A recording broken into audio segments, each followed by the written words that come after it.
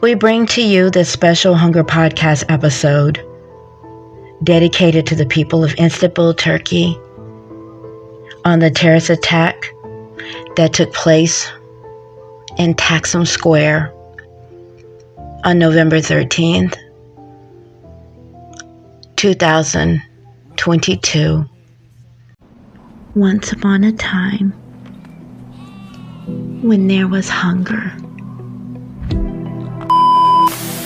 We're having troubles now feeding this hungry world. The world was not on track to end world hunger and malnutrition in all its forms by 2030. Welcome to the Hunger Podcast. I am your host, Candace Marie, with co-host Rhys Smith and special guest, my brother, retired U.S. Army veteran Michael Cook.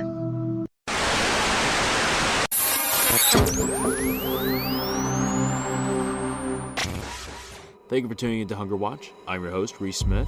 Let's get ready for today's segment. United States. Rise in the U.S. dollars causing local currencies around the world to weaken. Goods and services are skyrocketing in cost, causing financial burden on families. Yemen. As the spotlight dims on Yemen from media outlets, the humanitarian crisis in Yemen remains critical. Muslim Hands Charity is running 5 bread factories in Aden, Marib, and Siyun, with 50,000 loaves being supplied daily. Ethiopia. Drought and war are pushing 20 million people towards starvation. Soon, one person every 36 seconds will die from hunger in East Africa. Afghanistan. Under the Taliban rule, is experiencing one of the world's worst humanitarian crises, with more than 90% of Afghans experiencing food insecurity. 22 million face starvation. Turmoil continues to erupt in the southern African nation of northern Mozambique by jihadists. 1 million Mozambiques still displaced. The World Food Program suspends operations in February unless they receive $51 million in funding. Once again, thank you for tuning in to the Hunger Podcast's Hunger Watch. Your news in 60 seconds.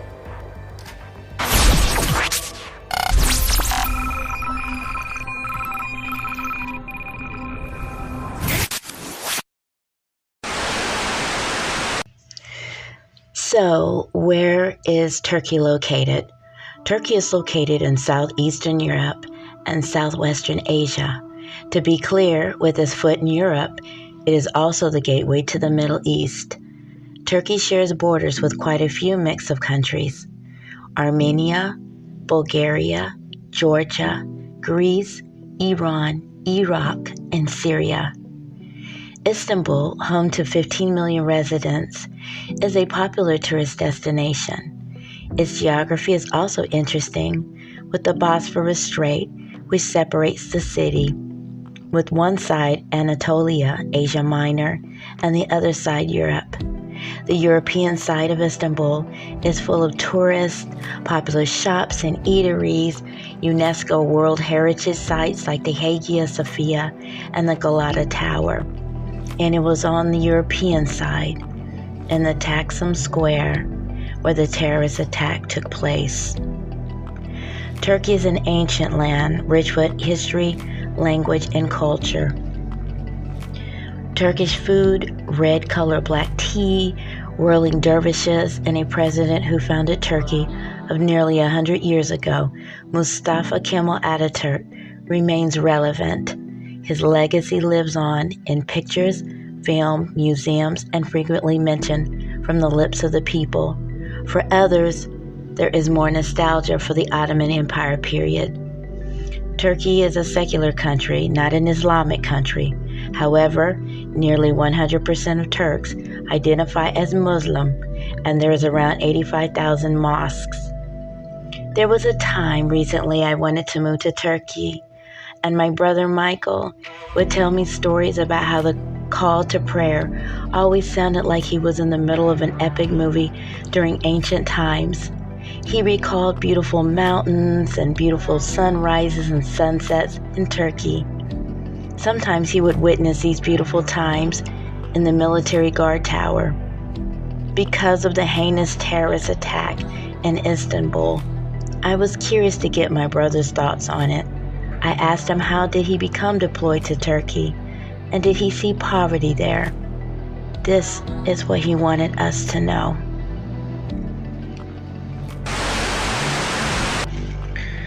Today, an explosion rocked downtown Istanbul, Turkey, that has claimed the life of 6 while 81 in Istanbul had been injured. Our nation's thoughts and concerns are with the families of the injured and dead. My name is Michael Cook. I was deployed with an Army unit from a base in Germany. Our mission procedure and plan was to provide logistics and security for both U.S. and other allied forces for an attack on Iraq's northern front. The Turkish parliament rejected the resolution forbidding the deployment of U.S. troops to conduct an operational campaign on Iraq's northern front. The Turkish public opinion and Turkish military had not supported a second Gulf War. Fears from the Turkish governmental bodies is that the war could implement an Iraqi Kurdish state. While traveling to Iskenderun, Turkey, I saw mountainous terrain and terrain features and landscapes, and cut fields and valleys. While during the travel, I looked outside the bus, and the soldiers and were all in their own mindset, in their own thoughts, trying to make sense of the upcoming Iraq war. Will Bush declare the war, or will somehow the UN inspectors report back that there were no nuclear biological weapons in Iraq? We were all contemplating on what could happen, what would be the outcome of such a disastrous moment when we hear the final analysis that the war is imminent. While traveling to Iskenderun, Turkey, I saw poverty. In the hills, there were just at least miles and miles of heap of ruin, of trash. And little Turkish children were playing in at least 3 to 4 feet deep trash. And they looked like the happiest children on earth. The poverty rate in that district, from my perspective, seems at a high level. Those were some of my thoughts when observing the landscapes on our way to Iskenderun Harbor. The poverty is just unreal. The government there at that time seemed ignorant of the conditions of their citizens. Or if they knew what was the poverty level there, their voices, the citizens' voices, were obviously unheard. But that's what I saw there. I was almost in tears when I saw children playing, doing cartwheels, jumping up and down, just having a very good time. And all that trash and garbage, all that contaminated, perhaps syringes and medical bio hazard bags and all kind of just utter garbage.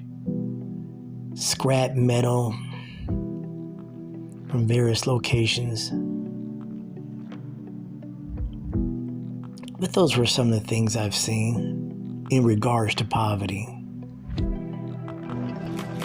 Check out our next episode of the Hunger Podcast every Monday night. Hunger today, hope for tomorrow.